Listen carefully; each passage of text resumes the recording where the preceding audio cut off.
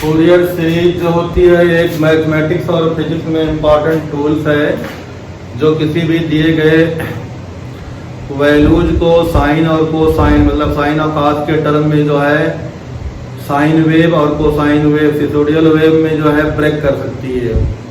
और जो इनपुट होगा, जो इनपुट सिग्नल होगा वो साइन और कॉस के कर्व की तरह जो है क्या करेगा, रोटेट करेगा और दिए गए इंटरवल में कितने साइकिल इसको हमें करना है, कितनी फ्रीक्वेंसी तक करना है, ये हमारे ऊपर डिपेंड होता है। ठीक, तो ये जो है इंजीनियरिंग में बहुत ज़्यादा काम आती है। फिलहाल पहले हम लोग शुरुआत में देखते हैं क्या है ये, फिर उसके बाद जो उनके टर्म आएंगे उन टर्म को देखते हुए उसके सिग्निफिकेंस वैल्यू को और ज़्यादा जो है समझ पाएंगे। तो जो अगर साइन कॉस की बात आती है तो हमारे पास एक टर्म वर्ड मतलब एक वर्ड नया वर्ड आएगा या पुराना वर्ड जिसे हम लोग पढ़े हैं लेकिन ज़्यादा मालूम नहीं है।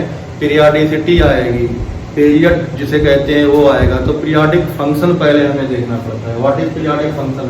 अगर हमारे पास कोई फंक्शन एफ दिया गया है, ये गिवन हो, ठीक, एफ कोई गिवन हो फंक्शन, इस फंक्शन में कुछ जो है प्लेस पे कोई वर्ड हम लोग या कोई टर्म या कोई कांस्टेंट ऐड या माइनस कर दिया और एफ की वैल्यू में नो चेंज आए तो वो कांस्टेंट उस फंक्शन का क्या कहलाएगा, पीरियडिसिटी, या उस फंक्शन को उस कांस्टेंट पे पीरियाडिक हम लोग एज्यूम कर लेंगे। कहने का मतलब यह हो गया, अगर हमारे पास यही चीज इस F of x plus T की वैल्यू एफ एक्स हो जाए तो t is defined as period of fx, या इसी को कह सकते हैं fx is periodic function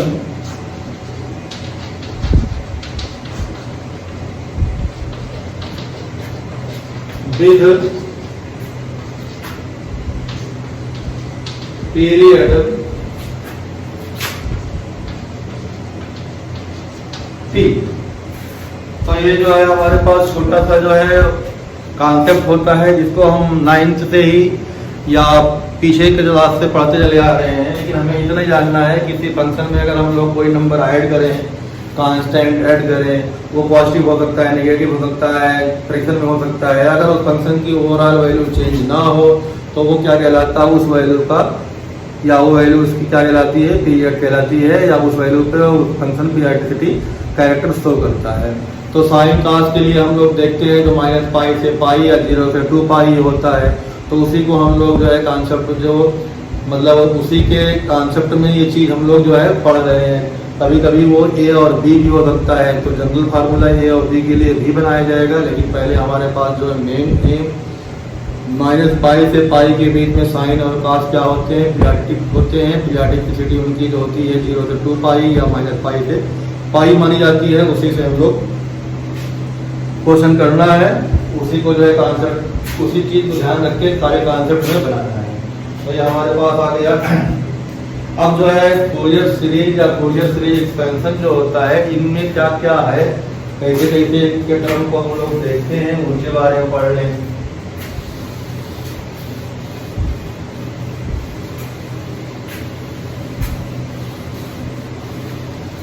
इसमें जो होता है किसी दिए गए इनपुट सिग्नल को साइन कॉस के कर्व में या साइन कॉस की वेव में बनाना होता है, तो हमारे पास कोई सिग्नल होगा, एफ होगा, जिसको हमें ब्रेक करना होता है, एक्सपेंड करना होता है दिए गए लिमिट के बीच में और रिक्वायर्ड फ्रीक्वेंसी के बीच में। रिक्वायर्ड फ्रीक्वेंसी का तो हमारे पास जो एफ एक्स इक्वल टू होता है, इसे हम लोग लिख लेते हैं A0/2 plus summation n equal to 1 to infinity bracket में an cos nx plus bn sin nx। ये हमारे पास फूरियर सीरीज का जो है फार्मूला होता है। अब इस फार्मूले में हमारे पास जो है 3 अननोन है, जिसे हम लोग फूरियर अननोन कहते हैं। ये एक्चुअल में यूलर फार्मूला होता है। इस फार्मूले को हम लोग यूलर फार्मूले के नाम से भी जानते हैं।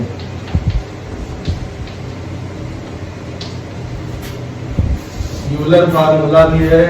ठीक, यूलर फार्मूला जो है यूज होता है हमारे पास फूरियर एक्सपेंशन में। और A0 A1 AN A0 AN और BN ये फूरियर कांस्टेंट कहलाते हैं, फूरियर कांस्टेंट कहलाते हैं। ठीक, A0 AN और BN की वैल्यू हमें जो है सॉल्व करनी पड़ती है और fx दिया होता है और cos nx और sin nx की वैल्यू जो होती है हम लोग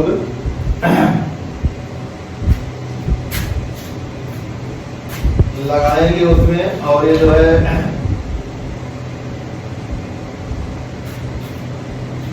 फिर एस्टिमेट करेंगे। अब देखते हैं हमारे पास जो है कैसे क्या होता है।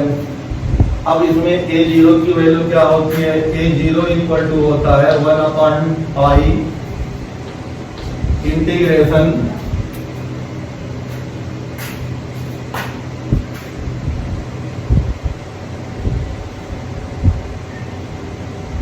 -पाई to pi fx dx,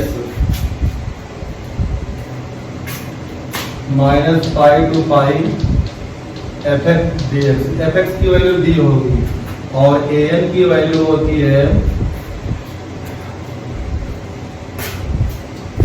an equal to हो जाएगा तुम्हारे पास 1/पाई।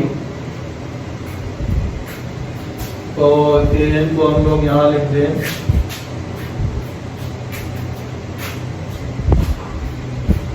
A0 लिख लिया हमने और an और bn भी लिखना है। और an की जो वैल्यू होगी 1/पाई integration -pi to pi fx cos nx dx होगा। और bn की जो वैल्यू होगी 1/पाई integration -pi to pi fx sin nx dx होगा। अब इसमें डिफरेंट इंटीग्रेशन का बहुत बड़ा जो है काम होगा। डिफरेंट इंटीग्रेशन जो है हमारे पास जो है सीरीज में आना चाहिए, सक्सेसिव डिफरेंट इंटीग्रेशन आना चाहिए। तो और कुछ वैल्यूज जो है फिक्स होनी चाहिए, इवन ऑड फंक्शन जो है डिफाइन होने चाहिए। तो कुछ पहले हम लोग चीजें समझ लेंगे, फिर जो है an bn और A0 की वैल्यू कैलकुलेट करने के लिए सीखेंगे। फिर इसमें डिफरेंट फार्मूला सीखेंगे, कब जो है इवन सीरीज होती है, कब ऑड सीरीज होती है, किस सीरीज में जो है खाली साइन का टर्म होता है, किस सीरीज में कास का होता है, किसमें दोनों होते हैं, किसमें कुछ भी नहीं होता है या कांस्टेंट बन जाता है। सारे डिफरेंट जो है कॉन्सेप्ट या डिफरेंट केस डिस्कस किए जाएंगे। सबसे पहले हम लोग फोकस करते हैं व्हाट इज इवन और ऑड फंक्शन।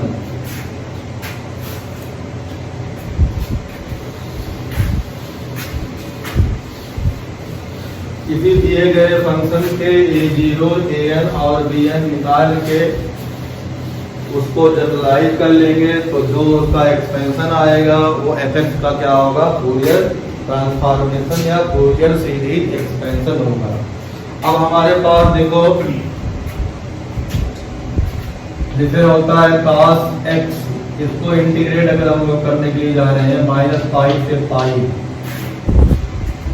तो जो तीन प्रॉपर्टी होती है उन्हीं तीन प्रॉपर्टी का जो है हम लोग को यूज बार बार करना पड़ेगा। जो डिफरेंट इंटीग्रेशन की प्रॉपर्टी थी, जिसे हमारे पास यहाँ था 0 to 2a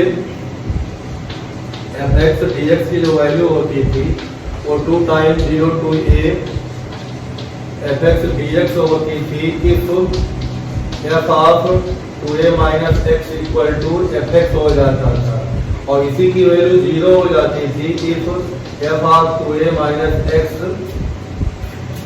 is not equal to fx होता था। एक प्रॉपर्टी हम लोगों ने ये पढ़ी थी, एक प्रॉपर्टी हमने पढ़ी थी, दूसरी प्रॉपर्टी हमारी ये थी अगर integration 0 to a fx dx दिया गया हो तो इसकी वैल्यू हो जाती थी integration 0 to a f of a minus x dx जाती थी। ये हर जगह लग जाती थी, हर क्वेश्चन में ये प्रॉपर्टी कुछ ना लगे डिफरेंट इंटीग्रेशन की, इस प्रॉपर्टी को हम लोग लगा के क्वेश्चन को जो है इनिशिएट कर सकते थे, शुरू कर सकते थे। फिर इस तरह से तीसरी प्रॉपर्टी हमारे पास थी integration -a to a F x D x की वैल्यू होती थी 0 अगर ये हमारे पास क्या होता था ऑड फंक्शन, और equal to 2 times 0 to a f x अगर ये इवन फंक्शन होता था। तो हमारे पास इवन फंक्शन ऑड फंक्शन वाला जो कॉन्सेप्ट था वही रिपीट होगा। अब ऑड फंक्शन इवन फंक्शन को पहचानने के लिए भी हमारे पास कुछ रूल थे, तो ये समझ में आ गया हो तो हम इसको लिख के बताएं। जल्दी जल्दी हमने लिख दिया क्योंकि ये हम लोगों ने पढ़ा है, बस हमें ऑड इवन पे फोकस करना है। तो थोड़ा सा अगर जिसको समझ में ना आया हो वो दूसरा वीडियो देखे या दूसरी जहाँ कंसल्ट करे, इसमें समझ में आ जाएगा। हमारा जो है फोकस इवन और ऑड को बिना कुछ कैलकुलेट किए देखते ही पहचानने का है, इसलिए हम उसी पे पहले पहुंच रहे हैं। तो हमारे पास इवन ऑड वाली की चीज को और एक्सपेंड हम करेंगे, और ट्रिग्नोमेट्रिकल वाली सीरीज में ही ये चीज हमें ज्यादा लगानी है, अल्फाबेटिकल सीरीज नहीं होगी, इसलिए अभी टेंशन नहीं करना है। अगर हमारे पास कोई एफ एक्स दिया गया होगा, ये गिवन है, और एफ ऑफ माइनस एक्स हमने कैलकुलेट किया, वो एफ एक्स के बराबर आ गया, तो इसका मतलब हो जाएगा इवन फंक्शन। सीधी सी बात है, अगर एक्स के प्लेस पर माइनस एक्स रख दिया हमने और वो एफ एक्स के बराबर आ गया, तो जो फंक्शन बना उसे हमने क्या नाम दे दिया, इवन फंक्शन। इसी तरह से अगर एफ ऑफ माइनस एक्स की वैल्यू माइनस एफ एक्स हो गई, तो इसको हम आंख बंद करके कह देंगे कि ऑड फंक्शन है। अब हमारे पास इंटीग्रेशन जो करना होगा उसकी वैल्यू के लिए कोई प्रॉब्लम ही नहीं है, तुरंत आंसर 0 और जो है 2 टाइम्स हाफ लिमिट हो जाएगा। तो अब जैसे हमने क्वेश्चन एग्जाम्पल यहाँ लिया था, अब अगर इसका इंटीग्रेशन करना हो तो हम पहले ऑड और इवन वाली प्रॉपर्टी को इसमें यूज करते हैं। तो अगर हमारे पास ये minus pi to pi cos dx हो, तो हमारे पास यहाँ देखो एफ एक्स की वैल्यू कितनी है, कास एक्स है, तो एफ ऑफ माइनस एक्स लिखोगे तो कास ऑफ माइनस एक्स लिखोगे, इसकी वैल्यू हमेशा कास एक्स होती है। अगेन ये क्या हो गया, एफ एक्स हो गया। तो ये हमारे पास डेफिनेशन से क्या मिल गया, इवन फंक्शन मिल गया। जैसे इवन फंक्शन होता है उसकी वैल्यू जो है हमारे पास क्या हो जाएगी, ये 2 टाइम्स 0 टू पाई हो जाएगी, और जो है फंक्शन जैसे रहेगा वैसे रहेगा। अब इसे हम इंटीग्रेट करें, क्या करें क्या ना करें ये देखना पड़ेगा, ठीक।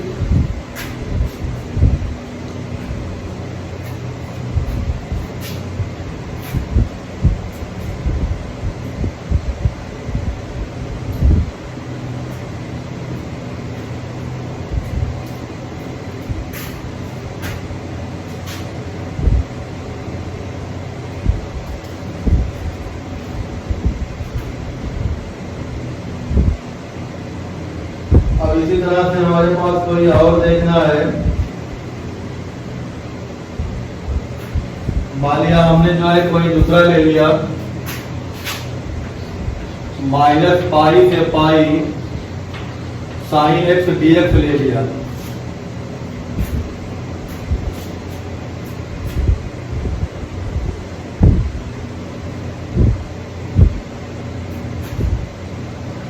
तो अगर ये वैल्यू हम ले रहे हैं तो यहाँ फिर चेक करेंगे हम लोग, तो यहाँ पे हमारे पास जो है एफ एक्स की वैल्यू कितनी है, साइन एक्स है। तो इसको सॉल्व करने के लिए हम इवन और ऑड वाला चेक कर रहे हैं, तो इवन ऑड के लिए चेक करने जाएंगे तो हमारे पास हो गया एफ एक्स की वैल्यू कितनी है, साइन एक्स है, तो एफ ऑफ माइनस एक्स की वैल्यू कितनी हो जाएगी, साइन ऑफ माइनस एक्स, ये माइनस साइन एक्स हो जाएगा। अब ये माइनस साइन एक्स हो गया तो पहले लग जाएगा माइनस, तो माइनस ऑफ एफ एक्स हो गया।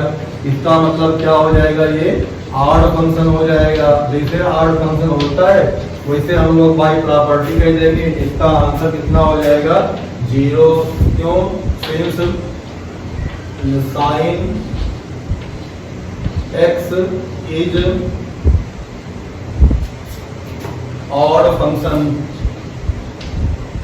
तो ये हमारे पास तुरंत जो है सॉल्व करना होगा कि कैसे क्या होता है क्या नहीं होता है, उसका आंसर निकालना पड़ेगा। अब फिर उसके बाद हम लोग देखते हैं कुछ वैल्यूज और कुछ जो होते हैं फार्मूले इंटीग्रेशन के।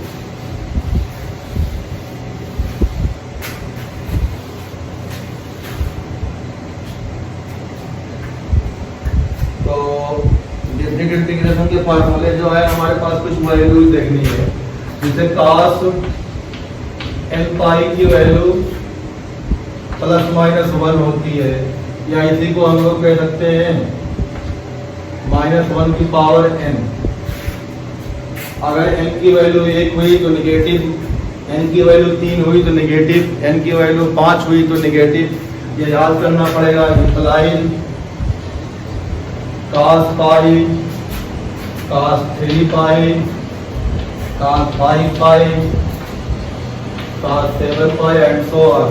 इनकी सबकी वैल्यू क्या होगी? -1 -1 -1 -1। ठीक इसी तरह से हमारे पास cos 0, cos 2 पाई, cos 4 पाई, cos 6 पाई, cos 8 पाई। इनकी वैल्यू क्या आएगी? देखो 1 1 1 1 1। तो अब हमारे पास जो है तुरंत लिखेंगे हम लोग, इसमें सोचेंगे नहीं। cos n पाई की वैल्यू -1 की पावर n। ठीक इसी तरह से साइन में देखते हैं, साइन n पाई की वैल्यू 0, n की वैल्यू जो होती है एनी होल नंबर,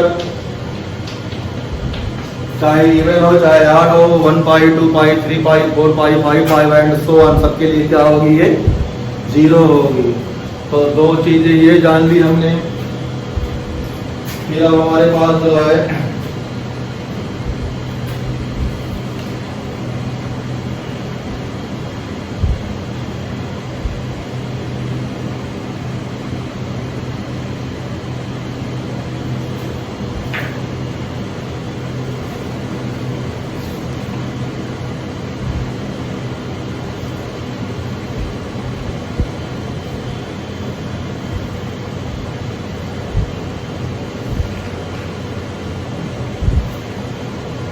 अब हमारे पास जो है आयलर सीरीज या आयलर फार्मूला का जो टर्म था, उसी टर्म से हम लोग जो है कुछ जो है जनरल फार्मूला भी बनाएंगे। तो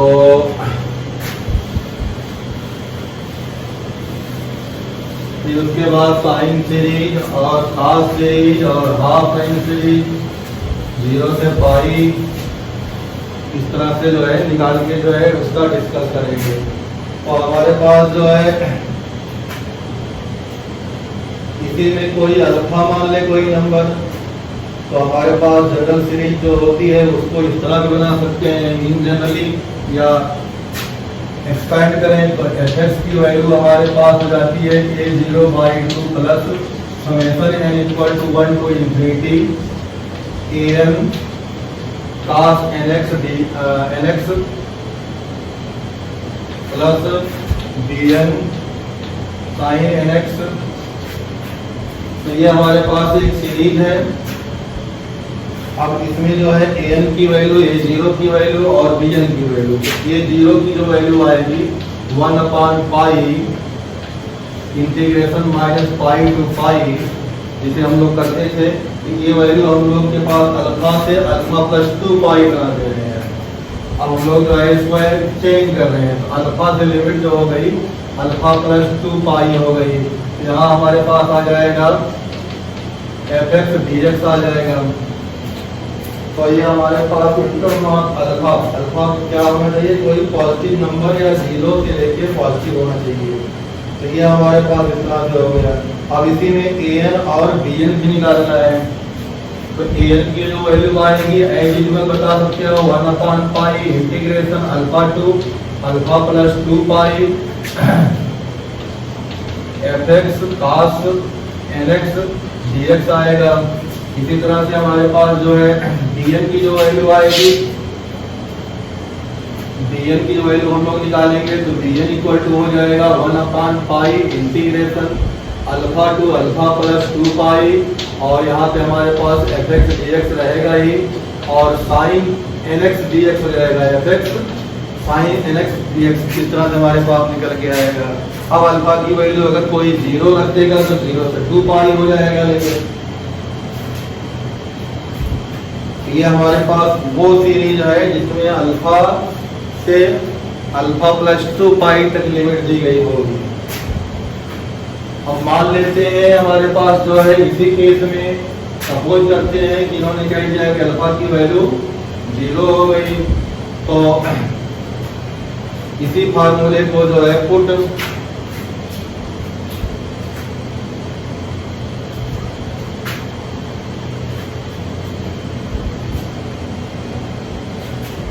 इसी में हमारे पास जो है अल्फा की वैल्यू अगर 0 हो जाएगी तब क्या हो जाएगा, इफ अल्फा इक्वल टू 0, तो हमारे पास यहाँ पे कोई चेंज नहीं होगा।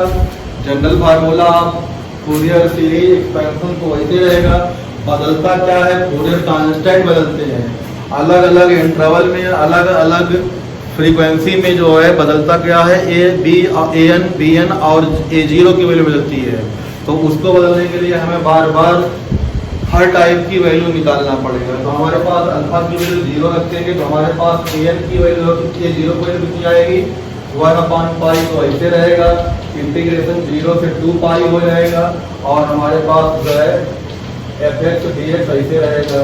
फिर इसी तरह से हमारे पास जो an की वैल्यू निकलेगी 1/पाई ऐसे रहेगा, 0 से 2 पाई रहेगा, यहाँ पे fx ऐसे रहेगा और cos nx dx ऐसे रहेगा। इसी तरह से जो dx की जो वैल्यू निकालेंगे 1/पाई इंटीग्रेशन 0 से 2 पाई हो जाएगा, क्योंकि अल्फा 0 हो गया है, यहाँ fx हो जाएगा, यहाँ पे sin nx हो जाएगा। तो इस तरह से हमारे पास अल्फा की वैल्यू 0 रखने से तीनों जो है A0, an और bn क्या बदलेंगे ये बताया गया है, और मेन फार्मूले में नो चेंज। ठीक, वहाँ पे वैल्यू कांस्टेंट बदल जाएगा, तो कांस्टेंट बदलने के बाद एक्सपेंड करेंगे तो हमें पास अलग सीरीज जो आएगी वो दिखाई पड़ेगी, लेकिन हम लोग इंटायर या जो है फर्स्ट स्टेप पे चेंज नहीं करेंगे। अब इसी तरह से मान लिया हमने अल्फा की वैल्यू -पाई डाल दी, अगर अल्फा की वैल्यू -पाई डालेंगे तो ऊपर जो हमने बताया था वही आंसर आ जाएगा। तो इफ अल्फा की वैल्यू कितनी डालते हैं हम लोग,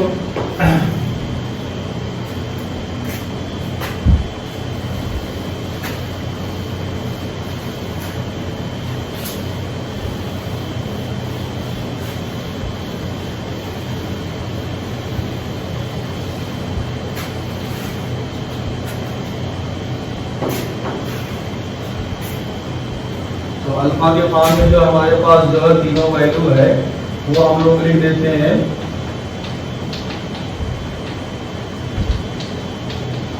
ये होता है, और an की वैल्यू आती है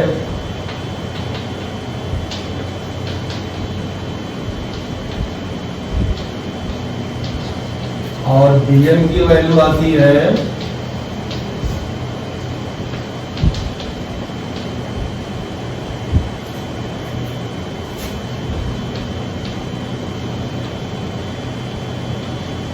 ये हमारे पास वैल्यू है। अगर हम लोग अल्फा इक्वल टू 0 लिखे तो हम लोग इसको डिस्कस कर लिया, डन, अभी पढ़ लिया। अब अल्फा इक्वल टू हम लोग -पाई रख रहे हैं, अल्फा की वैल्यू हम क्या रख रहे हैं, -पाई। इसको भी पढ़ा है लेकिन देख देखते हैं कैसे हो रहा है, इसमें हमें नहीं चेंज करना पड़ेगा। यहाँ पे हम लोग चेंज करेंगे तो यहाँ -अल्फा ही हो जाएगा, यहाँ पाई बचेगा, यहाँ -पाई, यहाँ पाई, यहाँ -पाई, यहाँ पाई हो जाएगा।